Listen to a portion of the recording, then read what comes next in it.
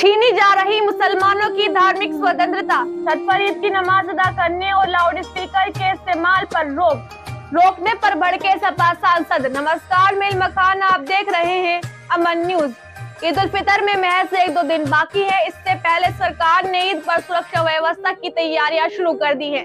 शाही जामा मस्जिद के सर्वे के दौरान चर्चा में आए संभल में भी ईद को लेकर विशेष तैयारियां की जा रही है।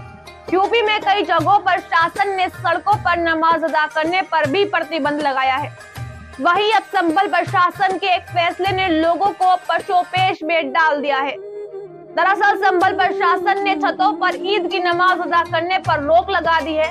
संभल एसडीएम वंदना मिश्रा ने कहा कि शांति समिति की बैठक में फैसला लिया गया कि सड़कों पर नमाज नहीं पढ़ी जानी चाहिए और वे इस पर सहमत हुए हैं। उन्होंने कहा कि इसके अलावा माइक और लाउड स्पीकरों के इस्तेमाल को लेकर चर्चा हुई, जिसे अस्वीकार कर दिया गया। मस्जिद के पास छत पर नमाज पढ़ने की अनुमति पूरी जांच के बाद ही दी जाएगी। एसडीएम वंदना मिश्रा ने कहा कि लोगों को आपसी सौहार्द और प्रेम के साथ ईद और नवरात्रि का त्योहार मनाने की अपील की गई है। उन्होंने आदेश दिया कि ईद की नमाज चबूतरों या सड़कों पर नहीं होने दी जाएगी और लाउड स्पीकर की भी इजाजत नहीं दी जाएगी। संभल प्रशासन के जरिए छतों पर नमाज अदा करने की इजाजत न देने पर समाजवादी पार्टी के सांसद जियाउर रहमान बर्क ने तीखी प्रतिक्रिया व्यक्त की। सपा सांसद ने कहा कि किसी व्यक्ति की छत सरकारी संपत्ति नहीं है। अगर उसे अपने निवास पर इबादत करने की अनुमति नहीं होगी तो वह कहाँ जाएगा। समाजवादी पार्टी के सांसद जियाउर रहमान बर्क ने कहा, लोगों के छतों पर नमाज पढ़ने की इजाजत नहीं देना ठीक नहीं है। उन्होंने कहा, इस तरह के प्रतिबंध लगाकर मुसलमानों की धार्मिक स्वतंत्रता को छीनने का काम किया जा रहा है।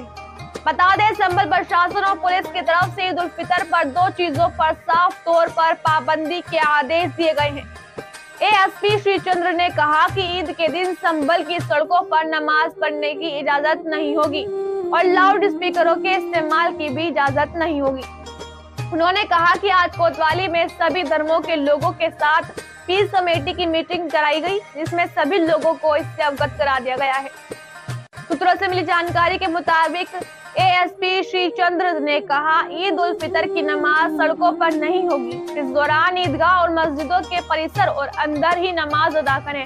उन्होंने आगे कहा कि सड़कों या छतों पर किसी को भी नमाज नहीं पढ़ने दिया जाएगा, बल्कि परंपरागत रूप से नमाज अदा कराई जाएगी। बिजली पानी की व्यवस्था सुचारू रूप से होगी और हमें उम्मीद है कि आने वाले सभी त्योहार सुरक्षित और शांतिपूर्ण ढंग से संपन्न होंगे। फिलहाल इतना ही। देश और दुनिया की तमाम बड़ी खबरों से जुड़े रहने के लिए आप देखते रहिए अमन न्यूज।